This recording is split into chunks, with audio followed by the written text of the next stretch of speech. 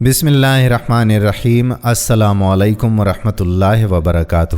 ناظرین گرامی، ہم امید کرتے ہیں کہ آپ خیریت سے ہوں گے۔ ہماری دعا ہے کہ اللہ پاک آپ کو سدا عافیت کے سائے میں رکھے، زندگی میں کبھی بھی کوئی غم، کوئی دکھ، پریشانی یا تکلیف آپ کے قریب سے بھی نہ گزرے۔ اللہ تعالیٰ آپ تمام بھائیوں اور میری محترم بہنوں کے رزق حلال میں برکت نصیب فرمائے، زندگی میں برکت نصیب فرمائے، آمین ثم آمین یا رب العالمین۔ دوستو، آپ بھی کمنٹس میں آمین ضرور لکھیے گا۔ ناظرین، قصص الانبیاء کا سلسلہ جاری ہے اور قرآن کریم کے قصے ہم بیان کر رہے ہیں۔ ہم نے پہلے بھی کافی ویڈیوز بنا کر اپنی پلے لسٹ قصص الانبیاء میں اپلوڈ کی ہوئی ہیں، تو آپ ہماری ویڈیوز کو ضرور دیکھیے اور اپنے علم میں اضافہ کرنے کے ساتھ ساتھ ایمان بھی تازہ کیجیے۔ ناظرین، قرآن میں پہلے زمانے کے کچھ دولت مندوں کے بارے میں جو ایک سرسبز اور شاداب باغ کے مالک تھے اور آخرکار وہ خود سری کی بنا پر نابود ہو گئے تھے، ایک داستان قرآن پاک بیان کرتا ہے، جس داستان کو آج آپ کی سماعتوں کے گوش گزار کریں گے۔ ناظرین، ایسا معلوم ہوتا ہے کہ یہ داستان اس زمانے کے لوگوں میں مشہور و معروف تھی اور اسی بنا پر اس کو گواہی کے طور پر پیش کیا گیا ہے، جیسا کہ ارشاد باری تعالیٰ ہے، ہم نے انہیں آزمایا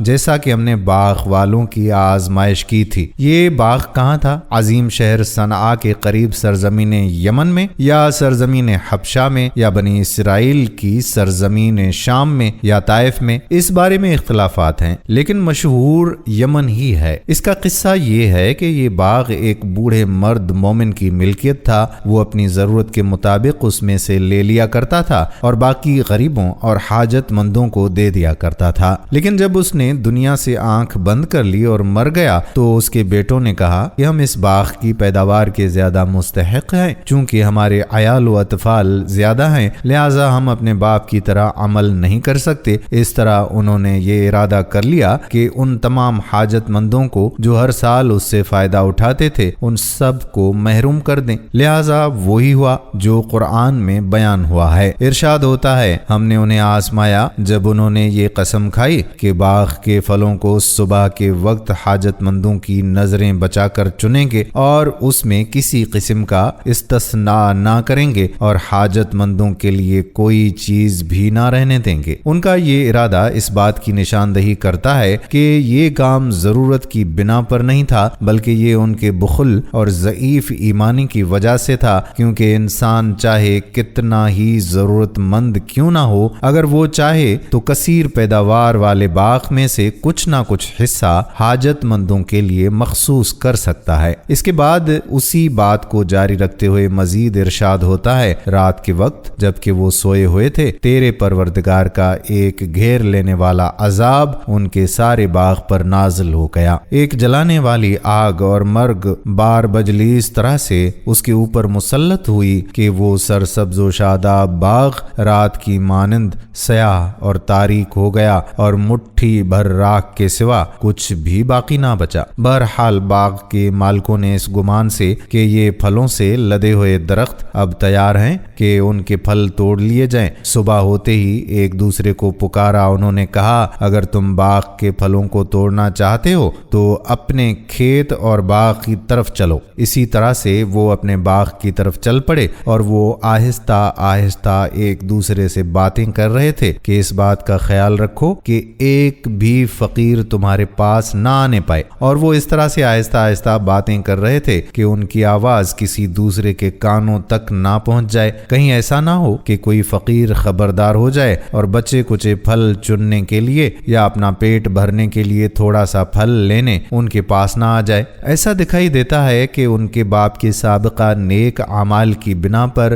فقراء کا ایک گروہ ایسے دنوں کے انتظار میں رہتا تھا کہ باغ کے پھل توڑنے کا وقت شروع ہو تو اس میں سے کچھ حصہ انہیں بھی ملے۔ اس لیے یہ بخیل اور ناخلف بیٹے اس طرح سے مخفی طور پر چلے کہ کہ کسی کو یہ احتمال نہ ہو کہ اس قسم کا دن آ پہنچا ہے اور جب فقراء کو اس کی خبر ہو تو معاملہ ہی ختم ہو چکا ہو۔ اسی طرح سے وہ صبح سویرے اپنے باغ اور کھیت میں جانے کے ارادے سے حاجت مندوں اور فقراء کو روکنے کے لیے پوری قوت اور پختہ ارادے کے ساتھ چل پڑے۔ وہ باغ والے اس امید پر کہ باغ کی فراواں پیداوار کو چنیں اور مسکینوں کی نظروں سے بچ کر اسے جمع کر لیں اور یہ سب کچھ اپنے لیے خاص کر لیں، یہاں تک کہ خدا تعالیٰ کی نعمت کے اس وسیع دسترخوان پر ایک بھی فقیر نہ بیٹھے۔ یوں صبح سویرے چل پڑے، لیکن وہ اس بات سے بے خبر تھے کہ رات کے وقت جب کہ وہ پڑے سو رہے تھے،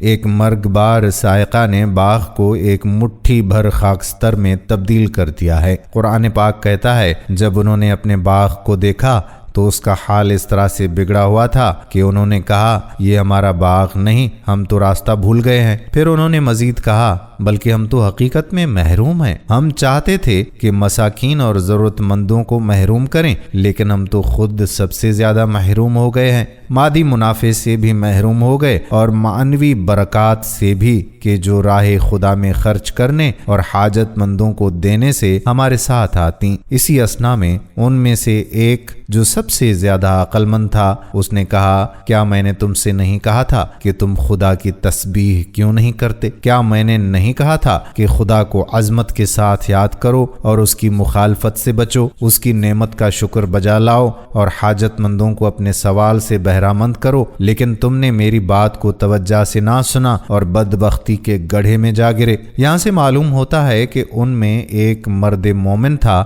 جو انہیں بخل اور حرص سے منع کیا کرتا تھا، چونکہ وہ اقلیت میں تھا لہذا کوئی بھی اس کی بات پر کان نہیں دھرتا تھا، لیکن اس دردناک حادثے کے بعد اس کی زبان کھل گئی، اس کی منطق زیادہ تیز اور زیادہ کاٹ کرنے والی ہو گئی اور وہ انہیں مسلسل ملامت اور سرزنش کرتا رہا۔ وہ بھی ایک لمحے کے لیے بیدار ہو گئے اور انہوں نے اپنے گناہ کا اعتراف کر لیا۔ انہوں نے کہا ہمارا پروردگار پاک اور منزہ ہے، یقیناً ہم ہی ظالم اور ستمگر تھے، ہم نے اپنے اوپر ظلم کیا اور دوسروں پر بھی۔ لیکن مطلب یہیں پر ختم نہیں ہو گیا، انہوں نے ایک دوسرے کی طرف رخ کیا اور ایک دوسرے کی ملامت اور سرزنش کرنے لگے۔ احتمال یہ ہے کہ ان میں سے ہر ایک اپنی خطا کے اعتراف کے باوجود اصلی گناہ کو دوسروں کے کندھے پر ڈالتا اور شدت کے ساتھ اس کی سرزنش کرتا تھا کہ ہماری بربادی کا اصل عامل تو ہے، ورنہ ہم خدا اور اس کی عدالت سے اس قدر بیگانے نہیں تھے۔ اس کے بعد مزید کہتا ہے کہ جب وہ اپنی بدبختی کی انتہا سے آگاہ ہوئے تو ان کی فریاد بلند ہوئی اور انہوں نے کہا وائے ہو ہم پر کہ ہم ہی سرکشی اور طغیان کرنے والے تھے۔ آخرکار انہوں نے اس بیداری، گناہ کے اعتراف اور خدا کی بازگشت کے بعد اس کی بارگاہ کی طرف رجوع کیا اور کہا امید ہے کہ ہمارا پروردگار ہمارے گناہوں کو بخش دے گا اور ہمیں اس سے بہتر باغ دے گا، کیونکہ ہم نے اس کی طرف رخ کر لیا ہے اور اس کی پاک ذات کے ساتھ لو لگا لی ہے، لہٰذا اس مشکل کا حل بھی اسی کی بے پایاں قدرت سے طلب کرتے ہیں۔ کیا یہ گروہ واقعاً اپنے فعل پر پشیمان ہو گیا تھا؟ اس نے اپنے پرانے طرز عمل میں تجدید نظر کر لی تھی اور قطعی اور پختہ ارادہ کر لیا تھا کہ اگر خدا تعالیٰ نے ہمیں آئندہ اپنی نعمتوں سے نوازا تو ہم اس کے شکر کا حق ادا کریں گے۔ یا وہ بھی بہت سے ظالموں کی طرح کہ جب وہ عذاب میں گرفتار ہوتے ہیں تو وقتی طور پر بیدار ہو جاتے ہیں، لیکن جب عذاب ختم ہو جاتا ہے تو وہ دوبارہ انہی کاموں کی تکرار کرنے لگتے ہیں۔ اس بارے میں مفسرین کے درمیان اختلاف ہے کہ آیت کے لب و لہجہ سے احتمالی طور پر جو کچھ معلوم ہوتا ہے وہ یہ کہ ان کی توبہ شرائط کے جمع نہ ہونے کی بنا پر قبول نہیں ہوئی، لیکن بعض روایات میں آیا ہے کہ انہوں نے خلوص نیت کے ساتھ توبہ کی، خدا تعالیٰ نے ان کی توبہ قبول کر لی اور انہیں اس سے بہتر باغ عنایت کیا جس میں خاص طور پر بڑے بڑے خوشوں والے انگور کے پر میوہ درخت تھے۔ قرآن پاک آخر میں کلی طور پر سب کے لیے ایک درس کے عنوان سے فرماتا ہے خدا کا عذاب اس طرح کا ہوتا ہے، اور اگر وہ جانے تو آخرت کا عذاب تو بہت بڑا ہے۔ ناظرین، یہ واقعہ سورہ قلم سے لیا گیا۔ امید کرتے ہیں کہ آپ کے علم میں اضافہ ہوا ہوگا، اور اس ویڈیو کو اپنے دوستوں کے ساتھ شیئر بھی ضرور کریں گے۔ آنے والی ویڈیو تک آپ کا اپنا میزبان قادر بخش کلہوڑو آپ سے اجازت چاہتا ہے۔ اللہ حافظ۔